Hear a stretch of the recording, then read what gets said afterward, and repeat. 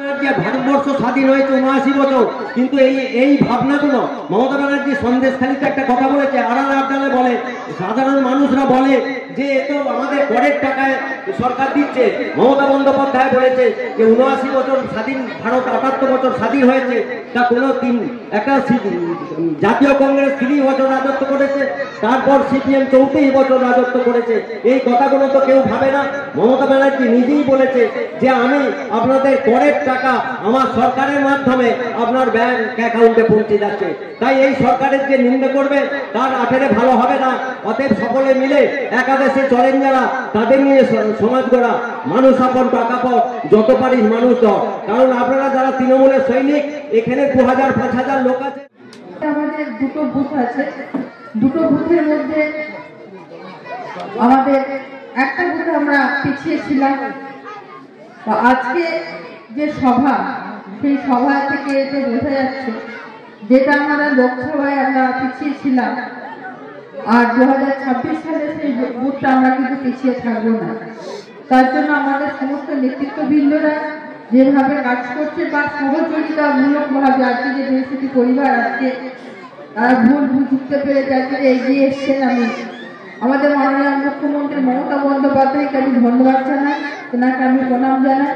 তিনি যেভাবে উন্নয়নটা করেছে, উন্নয়নটা যেভাবে প্রত্যেকটা মানুষের বাড়ি বাড়ি পৌঁছে গেছে, আজকে তারই ফলস্বরূপ আজকে সবাই মিলে আজকে আমাদের তৃণমূল কংগ্রেসে করতে আসছে। কাজে আমাদের মাননীয় মুখ্যমন্ত্রী যে সমস্ত উন্নয়ন প্রকল্পগুলো করছে, 2021 সালে বাজেটে তিনি বলেছিলেন, 21 সালে তিনি বলেছিলেন মহিলাদের হাত খরচা দেবো। আর 2021 সালে ভোট তৈরি হওয়ার পর রাজ্য সরকার আমাদের মাননীয় মুখ্যমন্ত্রী তৃতীয়বারের জন্য মুখ্যমন্ত্রী যখন শপথ নিয়েছেন, তারপরে তিনি কিন্তু আমাদের মহিলাদের হাত খরচার জন্য লক্ষ্মীর ভান্ডার তিনি ঘোষণা করেছেন। গত বছরে সেই লক্ষ্মীর ভান্ডারটা যেমন ডবল করে দিয়েছেন, এবছরে আর 2 দিন পরে কিন্তু আমাদের বাজেট অধিবেশন আছে। আপনারা দেখেছেন যে ইতিমধ্যে আমাদের সবাই নিয়ে এই নিয়ে একটা জল্পনা হচ্ছে যে এইবারে বাজেট অধিবেশনে আমাদের মাননীয় মুখ্যমন্ত্রী কি কি ঘোষণা করে দেখব। সত্যি তাই, আমাদের যে 25 সালে বাজেট অধিবেশন আছে 12 তারিখে, আপনারা দেখবেন। এবং আমাদের রাজ্য সরকার বা আমাদের রাজ্যের প্রত্যেকটা গরিব মানুষের জন্য মাননীয় মুখ্যমন্ত্রী যেভাবে ডালির আকারে সাজিয়ে রেখে দিয়েছেন, সেটা আপনারা দেখতে পাবেন।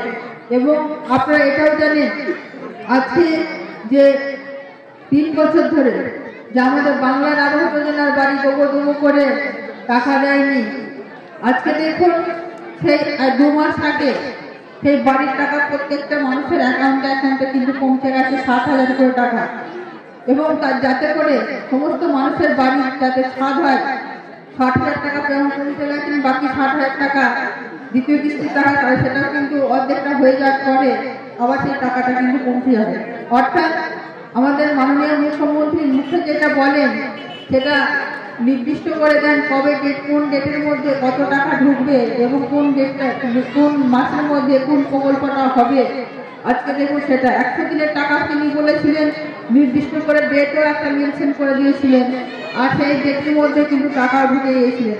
তো যাই হোক, আমি শুধু একটা কথা বলবো, প্রত্যেকটা পরিবারদেরকে, যে সমস্ত 150টা পরিবার আজকে আমাদের তৃণমূল কংগ্রেসে যোগদান করতে আসছেন, যে আমাদের মাননীয় মুখ্যমন্ত্রী যেভাবে শান্তি শৃঙ্খলার সাথে রাজ্যকে ভালো রেখেছেন, আপনারা ঠিক সেরকম মতো মুখ্যমন্ত্রী উন্নয়নে প্লাবিত হয়ে আপনারা যেমন এসে আসছেন, আপনারা সেই উন্নয়নে আপনারা প্রত্যেকটা মানুষই যেমন আমাদের মুখ্যমন্ত্রী চাইছেন যে উন্নয়ন প্রত্যেকটা মানুষের বাড়িতে পৌঁছায়, আপনারাও ঠিক সেরকম উন্নয়নে সামিল হয়ে আপনারা আমাদের ভালোভাবে কাজ করলে, কথা বলে। সকলকে ধন্যবাদ জানিয়ে আমি আমার ছোট্ট 2-4 কথা শেষ করলাম। জয় হিন্দ, বন্দে মাতরম, তৃণমূল কংগ্রেস জিন্দাবাদ, মমতা বন্দ্যোপাধ্যায় জিন্দাবাদ, অভিষেক বন্দ্যোপাধ্যায় জিন্দাবাদ। ধন্যবাদ আমাদের সম্মানীয় বিধায়িকা মাননীয় সম্পাদক মহাশয়কে। এরপর 2-4 কথা বলার জন্য অনুরোধ করবো, যার নেতৃত্বে আজকে এই আদমপুর গ্রামে 150 পরিবার বিজেপি থেকে তৃণমূল সামনে এসে পতাকাটা হাতে নেওয়ার জন্য।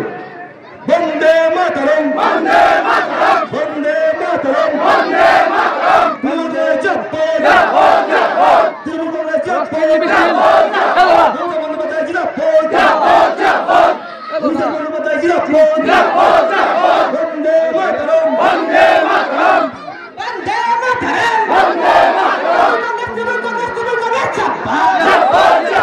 তিনি আমার নেত্রী মহাত্মা